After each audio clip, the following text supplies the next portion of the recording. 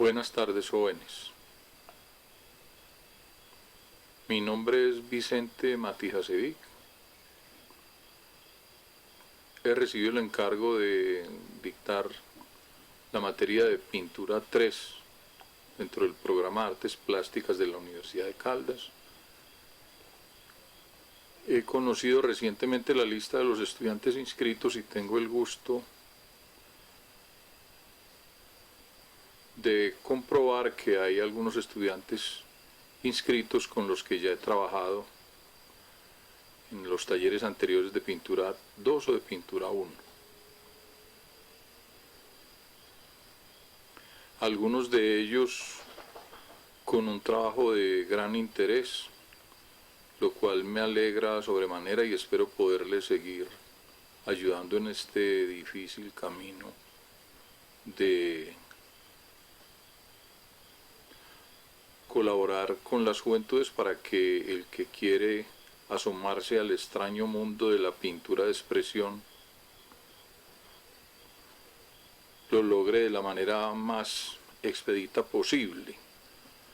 Pues lo digo así porque fácilmente el camino dentro del desarrollo pictórico de un joven se extravía por muchos caminos. Representa un desafío para los profesores que hace mucho tiempo trabajamos en la enseñanza del arte y muy especialmente para mí este intento o este propósito de hacer de la internet una posibilidad de enseñanza dentro del campo del arte. La dificultad en esto estriba en que naturalmente es necesario dictar algo más de lo que comúnmente se encuentra en internet como cursos, talleres, videos demostrativos de cualquier técnica. Es decir, si uno busca en cualquier campo del internet donde abunden estos videos una manera de pintar al óleo, de pintar a la acuarela, de pintar al acrílico, va a encontrar cantidades de cosas generalmente orientadas en el aspecto de la técnica, del procedimiento. Y indudablemente que la universidad debe procurar algo más o mucho más que eso, ante todo un proceso de reflexión sobre qué pasa con la pintura como fenómeno de expresión del espíritu humano. O sea, no se trata de que vamos a hacer un taller o un curso sobre la pintura al óleo o a la acuarela o al acrílico o a las técnicas mixtas como procedimiento y nos vamos a poner a dar trucos y metodologías para hacer efectos especiales, etcétera. Eso no es. Es decir, vamos a hacer eso y mucho más. Espero que así sea. Y mucho más en el campo de la indagación hacia la expresión, la pintura como expresión. ¿Qué pasa con ella? ¿Qué pasa con la pintura de expresión? La pintura de expresión es un híbrido de difícil definición entre lo que el pintor ve y lo que el pintor siente. ¿Sí? Mucho cuidado aquí que no he dicho entre lo que el pintor ve y lo que el pintor piensa, porque el proceso de ver ya tiene incluido todo un malabarismo de los procesos del pensar. Es decir, nunca uno ve impunemente, siempre que uno ve está poniendo en ejercicio todo un acontecimiento del pensamiento de hondo calado. Por lo tanto, cuando yo digo lo que el pintor ve, también estoy haciendo referencia a lo que el pintor piensa. Pero a eso, para que sea verdadera pintura de expresión, le hace falta el elemento de la emoción. Es imprescindible que el autor de la pintura de expresión sea capaz de hacer una simbiosis entre lo que ve y lo que siente, ¿sí? Entre el mundo externo como mundo visible que la memoria del pintor captura y el mundo interno como mundo emocional que el pintor disfruta o padece, según cada quien quiera pensarlo, ¿no? Es decir, también el mundo interior del pintor puede ponerse tanto como una forma de disfrute o una forma de padecimiento, según el punto de vista que cada quien quiera abordar. No olvidando en todo caso pues la gran raíz existencialista que hay alrededor de todos los fenómenos del arte, por medio de la cual el pintor se descubre inmerso en el esfuerzo extraordinario y a veces con tintes dramáticos del acto de vivir, de existir, de procurar el ejercicio de la sociedad, de la socialidad, de lo justo, de lo bondadoso, de la armonía entre el sujeto y el mundo que le rodea, etcétera, etcétera. Es muy particular ahora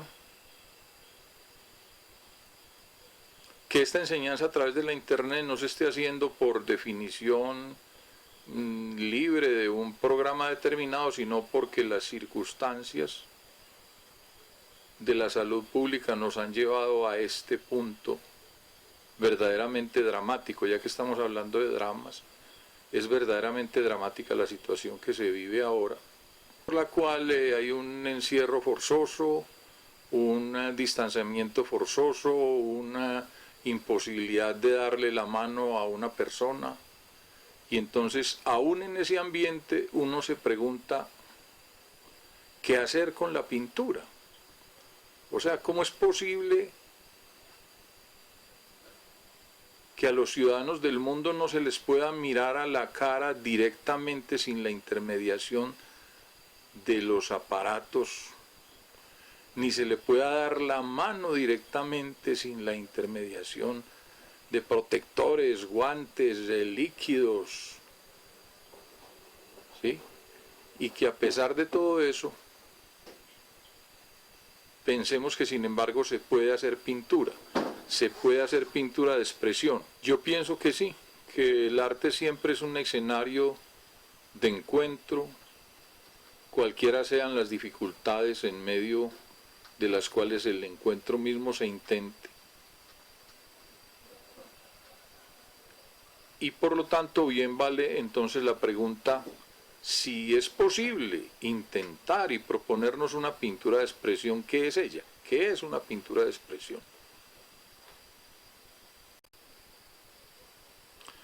Ya he hablado mucho con mis estudiantes de otros cursos anteriores, cuando la educación se impartía en las aulas normales de la Universidad de Caldas, respecto de la diferencia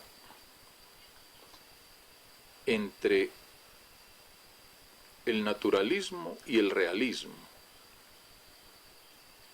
A una primera mirada rápida sobre estos dos tópicos, cualquiera se inclinaría a pensar que son cosas que se corresponden, el naturalismo y el realismo, porque suele creerse que por un lado está lo natural o real y por el otro lado está lo abstracto, ¿sí?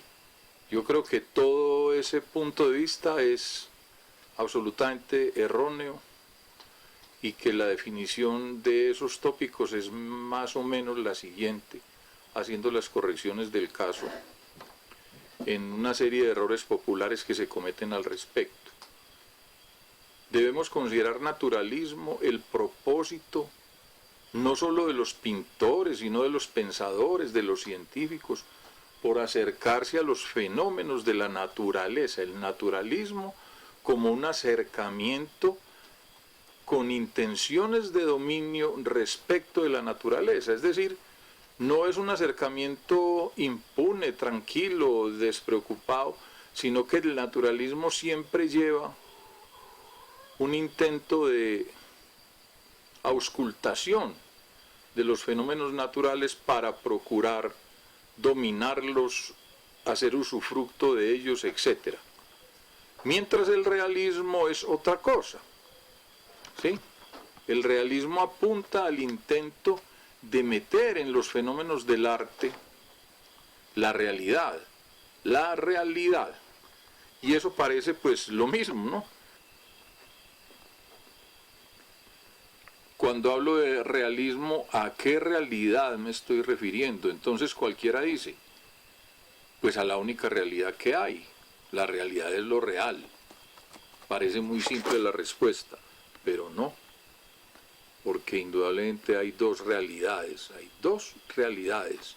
Una realidad externa al sujeto pintor, una realidad externa y perteneciente a lo que se ve de los ojos hacia afuera, y una realidad interna al sujeto pintor, una realidad interna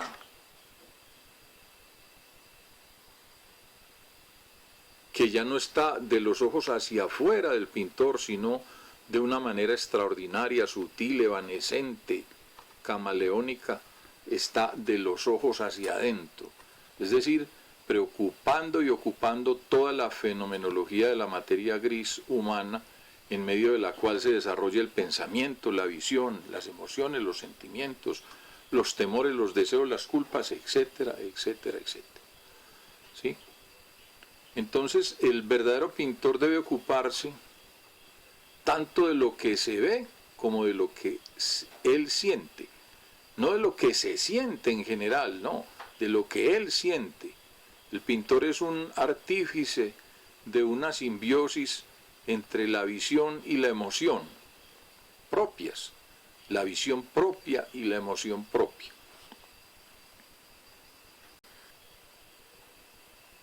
Es tan dramática, tan radical, es tan radical esta separación entre el realismo y el naturalismo, que recordemos que acabo de decir que pareciera que el realismo y el naturalismo están alinderados en una misma sección, mientras en la otra sección opuesta está lo abstracto. Pero paradójicamente, desde esta perspectiva, lo abstracto hace parte del realismo. Miren qué cosa tan aparentemente desconcertante, porque lo abstracto no es un inopinado procedimiento de hacer regueros o de tirar manchas sin ninguna estructura emocional colindante, sino que lo abstracto obedece a una radicalización del mundo interior del autor.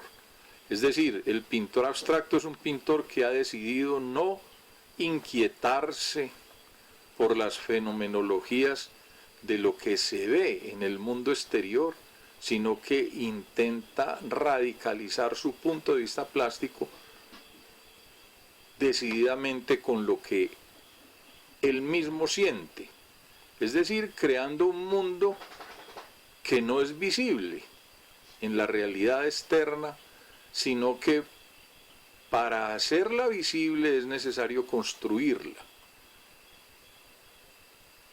O sea, un propósito más o menos extraño que hace alusión a hacer visible lo que era invisible, hacer visible lo que era invisible, convertir en algo que puede verse a partir de aquello que no existía sino dentro de las rítmicas emocionales y subjetivas del pintor mismo.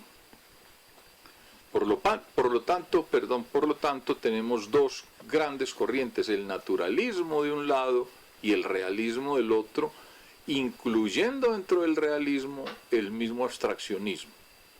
¿Sí?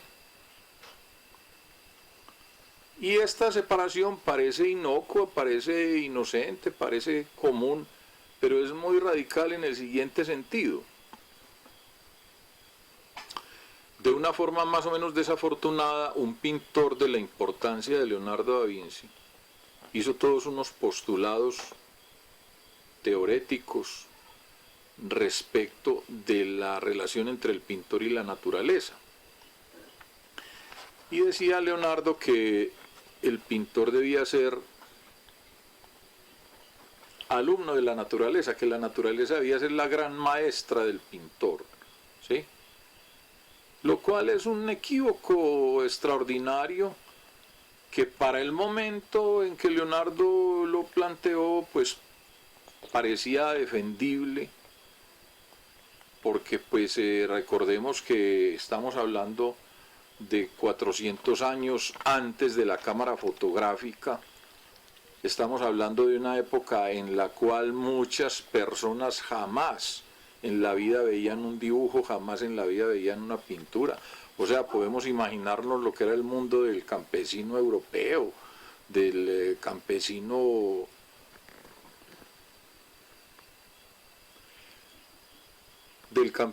europeo, del campesino precolombino, del campesino asiático, como sujetos que en muchos casos jamás tuvieron contacto con ningún dibujo ni con ninguna pintura, porque el dibujo, la pintura eran construcciones bidimensionales extraordinariamente escasas que ya iban cogiendo dirección hacia los reyes y los líderes religiosos, etc., sin que necesariamente los campesinos ni todos los ciudadanos de un estado en esa época tuvieran contacto con eso.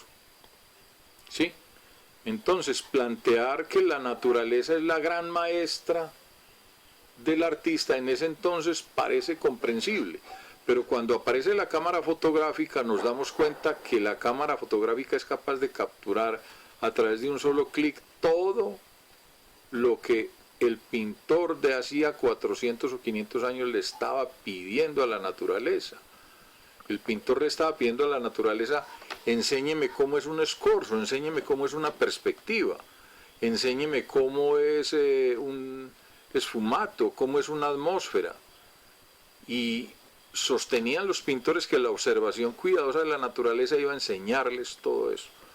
Cuando aparece la cámara fotográfica, entonces